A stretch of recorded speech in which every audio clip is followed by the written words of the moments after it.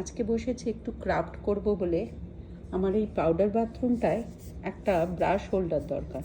ওখানে ব্রাশ রাখার দরকার পড়ার কথা নয়, কিন্তু আজকাল রোজই সকালে দেখছি আমার হাজব্যান্ড আর আমার ছেলে ওরা ওই পাউডার বাথরুমে ওদের ব্রাশ, তারপরে রেজার এগুলো রেখে চলে যায়। তো ভাবলাম যে তাহলে এটা দিয়ে যখন এখানে তো ইন্টিরিয়ার দিয়ে বাড়িটা আমাদের নতুন কেনা হয়েছে, সব গল্প করব একদিন।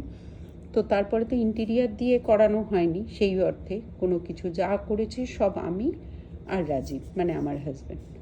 তো ওটারই কিছুটা এই ওয়ালপেপারটা পড়েছিল, ভাবলাম দেখি ম্যাচিং কিছু করা যায় নাকি। এটা একটা কৌটো পড়েছিল কোনো একটা বিউটি প্রোডাক্টের, তো ভাবলাম দেখি এটাকে মুড়ে কিছু করতে পারি। আমি এসবে একদমই বাজে, এগুলোতে রাজীব খুব ভালো, মানে আমার হাজব্যান্ড খুব ভালো, কিন্তু তাও দেখি ইচ্ছে থাকলে উপায় একটা কিছু বার করব ঠিকই।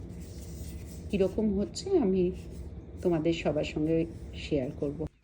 এই স্কেল, পেন্সিল আর কাঁচি আর এই ছোট্ট টুকরোটা কেটে নিলাম। কেটে নিয়ে এটা স্টিকার মতন আছে পিছনে, এই স্টিকারটা তুলে তুলে এটার গায়ে জাস্ট লাগিয়ে দিলেই কাজ হয়ে যাবে।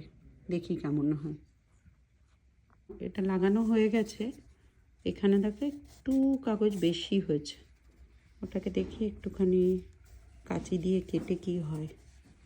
তারপরে একটু কাঁচি দিয়ে শেপ করে কাটতে হবে, তাছাড়া ভালোই লাগছে। হয়ে গেলে সব শেষ হলে তোমাদের দেখাবো, তোমরাই বলো কেমন হয়েছে। দেখো বন্ধুরা, আজকে আমি সত্যিই খুব এক্সাইটেড। এটা বানানো হয়ে গেছে, খুব সিম্পল।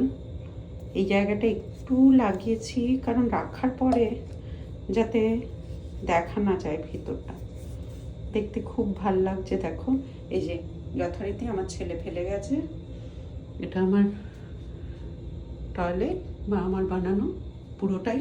একদিন পুরোটা একটা ট্যুর দেব আমার টয়লেটের। এখন জাস্ট আমার মেন ফোকাস এটা, কারণ এটা যখন কিনেছিলাম ম্যাচ করে ব্লুর সঙ্গে, তখন আমরা এটা কিনিনি, কারণ বলেছিলাম এটা অনেকটা স্পেস নষ্ট করবে, কোনো দরকার নেই।